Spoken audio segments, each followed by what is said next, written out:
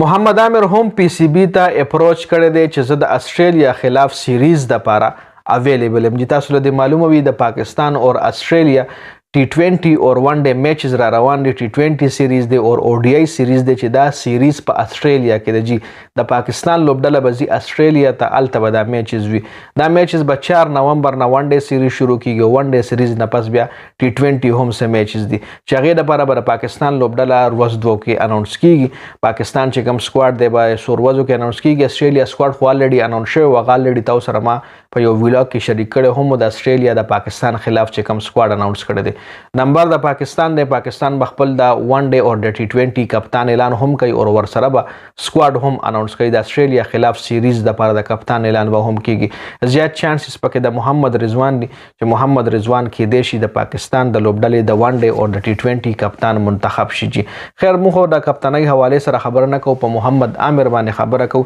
د محمدعامر مینوال چونکې ډیر دی، اوس هم د محمدعامر مینوال غواړي چې هغه د پاکستان د ټیم حصه جوړه شي. چونکې تیر شوی چې کوم T20 ورلډ کپ هغې کې عامر د پاکستان د ټیم حصه وه چې عامر پکې ښه پرفارمنس کړی و. عامر خراب پرفارمنس نه کړی، صرف هغه یو یو اس اے خلاف چې کوم میچ وی کې سوپر اوور کې عامر 19 کټار رنز ورکړي، نو هغه لږ میچ خراب پرفارمنس کړی. دې نه علاوه عامر اوورال داسې میچز کې داسې خراب پرفارمنس نه کړی.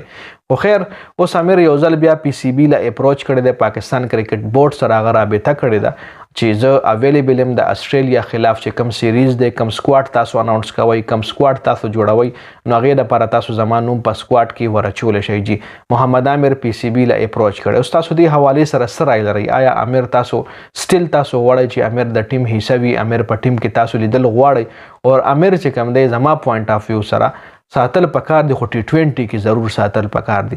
اوډیای کې محمدعامر اوس هغه سټیمینا نه ده. محمدعامر اوس هغه رنګیم نشي کولی څه ټایم چې دی کله ینګ اور په پیک باندې، چې کله په پیک و نو کې هم د پاکستان کرکټ بورډ د وقار یونس او د مصباح د لاسه هغه یو ځل 2019 کې ریټایرمنټ اخیستلی. ریټایرمنټ نه مخکې فیکسینګ کې ملوث ګناهګار ثابت شو چې فیکسینګ په وجه 5-6 سال په هغه پابندي وه. بیا چې 2-3 کاله کرکټ وکړو نو بیا وقار یونس او مصباح دي تنګولو، حفیظ دي به تنګولو. د هغې په وجه د بیا د ریټایرمنټ اعلان په 2019 کې وکړو.